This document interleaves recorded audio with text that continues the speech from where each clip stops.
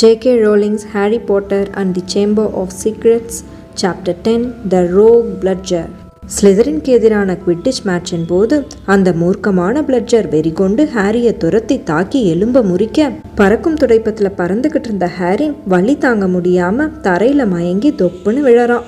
மறுபடியும் விழிப்பு வந்தப்போ மழை துளிகள் அவன் முகத்துல பட்டு தெரிச்சது.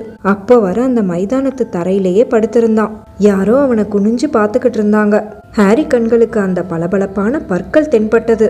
ஓ நோ, நீங்களா? வேண்டாம் அப்படின்னு அவன் முணுமுணுத்தான். அவனுக்கு அவன் என்ன பேசுறான்னே தெரியல அப்படின்னு லாக்ஹார்ட் ரொம்ப சத்தமா முட்டி மோதி நெரிசலா பதட்டமா நின்னுக்கிட்டு இருந்த கிரிஃபண்டார்ஸ் கிட்ட சொன்னாரு. நீ கவலைப்படாத ஹாரி, நான் இப்பவே உன் கைகளை சரி பண்ணிடுறேன். இல்லை, நான் இதை இப்படியே வச்சுக்கிறேன், தேங்க்ஸ் அப்படின்னு ஹாரி சொன்னான். எழுந்து உட்கார முயற்சி பண்ணினான். ஆனால் வலி ரொம்ப தீவிரமாக இருந்தது. அவனுக்கு பக்கத்துலேயே ரொம்ப பரிச்சயமான கிளிக் கிளிக் சத்தம் கேட்டது. இந்த நிலைமையில என்ன ஃபோட்டோலாம் எடுக்காத காலின் அப்படின்னு சத்தமாக சொன்னான். நீ படு ஹாரி அப்படின்னு ரொம்ப பரிவாக சொன்ன லாக்ஹார்ட். இது ஒரு எளிய மந்திரம்தான், கணக்கற்ற முறை நான் இதை பயன்படுத்தியிருக்கேன். நான் ஏன் ஹாஸ்பிட்டல் விங்கே போயிடக்கூடாது அப்படின்னு ஹாரி பல்ல கடிச்சபடியே கேட்டான். நிச்சயமா ப்ரொஃபஸர், அவன் அதை தான் பண்ணணும்னு நினைக்கிறேன் அப்படின்னு தலையிலிருந்து கால் வர சேர பூசி வாரி கொட்டி நின்றுகிட்டு இருந்த உட்டு சொன்னப்போ தானியோட சீக்கர் இப்படி அடிபட்டு கிடக்குறானேன்ற எண்ணத்தை தாண்டியும் தன்னோட பற்கள் அகண்டு விரிஞ்சு சிரிச்சுக்கிட்டு இருந்ததை அவனால கட்டுப்படுத்த முடியல. அற்புதமா பிடிச்ச ஹாரி, பார்க்கவே கண்கொள்ளா காட்சியா இருந்தது. இதுவரை நீ விளையாண்டதுலயே இன்னைக்குதான் சிறப்பான கேம்னு நான் சொல்லுவேன். தன்னை சூழ்ந்து நின்றுகிட்டு இருந்த நெருக்கமான கால்களுக்கு நடுவுல தூரத்துல ஃப்ரெட்டும் ஜார்ஜும் அந்த மூர்க்கமான பிளட்ஜரை பெட்டிக்குள்ள வச்சு அடைக்க அது கூட மல்யுத்தமே நடத்திக்கிட்டு இருந்தாங்க. அந்த பிளட்ஜர் அப்ப வரையும் கடுமையான எதிர்ப்பை தெரிவிச்சு பெட்டிக்குள்ள போக மறுத்துக்கிட்டு இருந்தது. எல்லாரும் தள்ளி நில்லுங்க அப்படின்னு சத்தமா சொன்னபடியே லாக்ஹார்ட் தன்னுடைய இளம்பச்சை நிற மேலங்கியோட கைகளை சுருட்டி விட்டுக்கிட்டு இருந்தாரு. இல்ல வேண்டாம் அப்படின்னு ஹாரி கிட்ட இருந்து ரொம்ப சோர்வான குரல் வந்தது. ஆனா அப்போல்லாம் லாக்ஹார்ட் தன்னுடைய கைகள்ல இருந்த மந்திரக்கோலை சுழற்ற ஆரம்பிச்சு ஒரு வினாடியிலேயே ஹாரியோட உடைஞ்சு போன கையை குறிப்பாத்து நீட்டினாரு. ஒரு வினோதமான விரும்பத்தகாத உணர்வு ஹாரியோட தோள்பட்டையில ஆரம்பிச்சு விரல் நுனி வர கொஞ்சம் கொஞ்சமா பரவ ஆரம்பிச்சது. ஹாரிக்கு அவன் கையில இருந்த ஏதோ ஒண்ணு திடீர்னு மறைஞ்சு போயிட்ட மாதிரி தோணுச்சு. என்ன நடக்குதுன்னு திரும்பி பார்க்க தைரியம் இல்லாதபடி உட்கார்ந்திருந்தான்.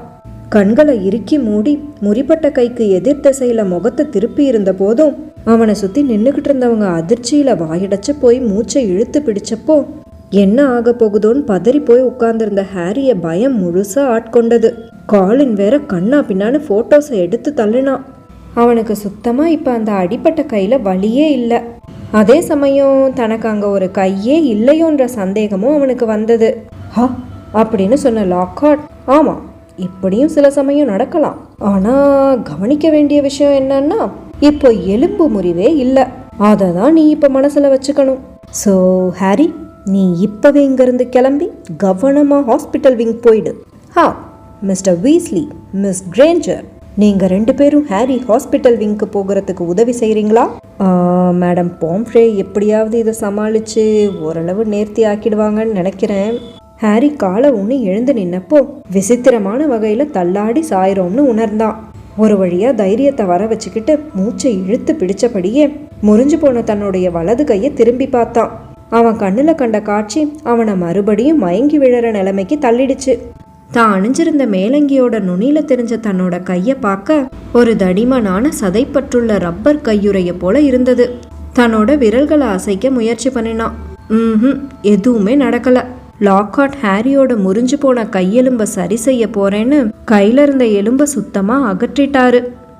மேடம் பாம்ஃப்ரீக்கு பயங்கர அதிருப்தி. நேரா நீ என்கிட்ட தானே வந்திருக்கணும் அப்படின்னு கடும் கோபமா அரை மணி நேரத்துக்கு முன்னாடி நல்ல நிலைமையில சகஜமா இயங்கிக்கிட்டு இருந்த ஒரு கை இப்ப பரிதாபமா தளர்ந்து போய் தொங்கிக்கிட்டு இருந்ததை உயர்த்தி பிடிச்சு பார்த்தாங்க. முறிஞ்சு தூள் தூளா போன எலும்புகளை கூட சில வினாடிகள்ல நான் சரி பண்ணிடுவேன். ஆனா இல்லாத எலும்ப திரும்ப வளர வைக்கணும்னா உங்களால முடியும்ல, ஆமா தானே அப்படின்னு ஹாரி ரொம்ப பதட்டமா கேட்டான். நிச்சயமா என்னால முடியும் தான், ஆனா நீ வலியை தாங்கிக்க தயாரா இருக்கணும் அப்படின்னு மேடம் பாம்ஃப்ரீ இறுக்கமான முகத்தோட ரொம்ப கடுமையா சொல்லிட்டு ஹாரி கிட்ட ஒரு ஜோடி மருத்துவ உடைய வீசி எறிஞ்சாங்க. இன்னைக்கு ராத்திரி நீ இங்க தான் தங்கி ஆகணும். அந்த ஹாஸ்பிட்டல் விங்ல ஹாரியோட படுக்கையை சுற்றி சூழ்ந்திருந்த திரைச்சீலைகளுக்கு வெளியே ஹெர்மாயினி காத்திருந்தப்போ ரான் ஹாரிக்கு மேடம் பாம்ஃப்ரி கொடுத்த பைஜாமாஸ்க்கு மாற உதவி பண்ணிக்கிட்டு இருந்தான். எலும்பற்ற ரப்பர் போன்ற கையை சட்டைக்குள்ள திணிக்கிறதுக்குள்ள போதும் ஆகிடுச்சு. ஏன் ஹெர்மாயினி, இப்ப நீ லாக்ஹார்ட்டுக்கு எப்படி வக்காலத்து வாங்க போற அப்படின்னு திரைச்சீலைகள் வழியாவே கேட்ட ரான் ஹாரியோட தளர்ந்து போன கை விரல்களை சட்டைக்குள்ள இருந்து வெளியே எடுத்து விட்டான். ஒருவேளை ஹாரியே எலும்புகளை மறைய வைக்கணும்னு நினைச்சிருந்தாலும் அதை அவனே கேட்டிருக்க மாட்டானா என்ன அப்படின்னு அவன் கேலியா பேசினது கேட்டு, சில சமயம் தவறு நிகழ்றது எல்லாருக்கும் சகஜம்தான் அப்படின்னு சொன்ன ஹெர்மாயினி, ஆனா பாரு இப்ப சுத்தமா வலியே இல்லை. ஆமா தானே ஹாரி? வலி இல்லதான், ஆனா இந்த கைகளை வச்சுக்கிட்டு வேற எந்த வேலையும் செய்ய முடியாதுங்கிறதையும் ஒத்துக்கிட்டு தான் ஆகணும். ஹாரி ஒரு வழியா படுக்கையில சாஞ்சப்போ அவனோட எலும்பற்ற கை தேமேன்னு ஒரு பக்கமா தொங்கிக்கிட்டு இருந்தது. ஹெர்மாயினியும் மேடம் பாம்ஃப்ரியும் திரைச்சீலைகளை விலக்கிட்டு உள்ள வந்தாங்க. மேடம் பாம்ஃப்ரி கையில ஸ்கேலிக்ரோன்னு பெயர் ஒட்டப்பட்ட ஒரு பெரிய குடுவை வச்சிருந்தாங்க. ஒரு கண்ணாடி குவளை நிறைய ஆவி பறக்க பறக்க அதை ஹாரி கிட்ட ஊத்தி கொடுத்தபடியே, இன்னைக்கு ராத்திரி உன்னால சரியா தூங்க முடியுமான்லாம் எனக்கு தெரியல. எலும்புகளை மறுபடியும் வளர வைக்கிறதெல்லாம் ஒரு நச பிடிச்ச வேலை. ஹாரி அதை குடிக்க ஆரம்பிச்சான். உடனேயே அவனுக்கு வாயிலிருந்து தொண்டை வர எரிஞ்சே போயிடுச்சு. உடனே இருமி பொறையேறி மருந்தெல்லாம் வாயிலிருந்து வெளியே தெரிச்சது.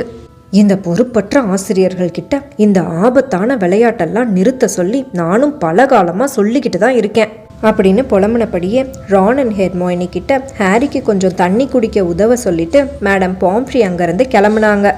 இருந்தாலும் நாம ஜெயிச்சிட்டோம் அப்படின்னு சொன்ன ரானுக்கு வாய் நிறைய சிரிச்சதுல அத்தனை பல்லும் தெரிஞ்சது.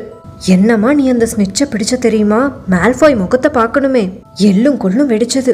அவன் எப்படி அந்த பிளட்ஜரை ஹாரியை மட்டுமே தாக்கி அடிக்கும்படி மந்திரம் போட்டான்னு நான் தெரிஞ்சுக்கிட்டே ஆகணும் அப்படின்னு ஹெர்மாயினி மூஞ்ச சுழிச்சபடியே சொன்னான். நாம பாலி ஜூஸ் போஷன் குடிச்சப்புறமா அவன் கிட்ட கேட்க வேண்டிய கேள்வி பட்டியல்ல நிச்சயமா இதையும் சேர்த்துக்கணும் அப்படின்னு சொன்னபடியே ஹாரி தலையணையில சாஞ்சு படுத்தான். இந்த மருந்து கூட ஒப்பிட்டா பாலி ஜூஸ் போஷனாவது குடிக்க கொஞ்சம் சுமாரா இருக்கும்னு நம்புறேன். ஸ்லிதரின்ஸுடைய ஏதாவது அதில் கடந்ததுன்னா அது எப்படி வாயில் வைக்கிற மாதிரி இருக்கும்னு நீ நம்புற அப்படின்னு கிண்டலாக சொன்னான் ரான். ஹாஸ்பிட்டல் விங்குடைய கதவு படார்னு வேகமாக திறந்தப்போ சேரும் சகதியுமா தொப்பரையா நினைஞ்சு போன மற்ற கிரிஃபெண்டோர் அணியினர் ஹாரியை பார்க்கறதுக்காக வந்து சேர்ந்தாங்க. ஹாரி, இன்னைக்கு நீ பறந்ததை பார்க்க நம்ப முடியாதபடி இருந்தது. மார்க்கஸ் ஃப்ளிங் மால்ஃபாயை காச் மூச்சுன்னு கத்திக்கிட்டு இருந்தது எதேச்சா என் கண்ணில் பட்டது அப்படின்னு சொன்ன ஜார்ஜ். ஏதோ அவன் தலைக்கு மேலேயே ஸ்னிட்சு பறந்தப்பவும் அதை அவன் கவனிக்காம விட்டதை பத்தி தான் நினைக்கிறேன். மால்ஃபாய் பரிதாபமா முகத்தை தொங்க போட்டுக்கிட்டு நின்னான். அவங்க வர்றப்பவே கேக்ஸ், ஸ்வீட்ஸ், குடுவைகளா பம்கின் ஜூஸ் எல்லாம் கொண்டு வந்திருந்தாங்க. ஒரு சிறப்பான பார்ட்டி தொடங்கறதுக்கான அத்தனை அம்சங்களோட எல்லாரும் ஹாரி பெட்டை சூழ்ந்து நின்னுகிட்டு இருந்தப்போ மேடம் பாம்ஃப்ரி சடார்னு கதவை திறந்து விட்டுக்கிட்டு கத்திக்கிட்டே உள்ள வந்தாங்க.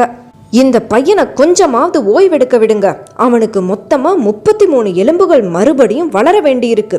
அவுட் அவுட் அப்படின்னு கத்துனதும் கொஞ்ச நேரத்திலேயே ஹாரி அவனுடைய படுக்கையில தனியா படுத்து கிடக்க வேண்டிய நிலைமைக்கு தள்ளப்பட்டான். தளர்ந்து தொங்கிக்கிட்டு இருந்த அவனுடைய எலும்பற்ற கையில திடீர்னு எழுந்த பயங்கர வலியிலிருந்து அவனை திசை திருப்ப அங்க எதுவுமே இல்லை.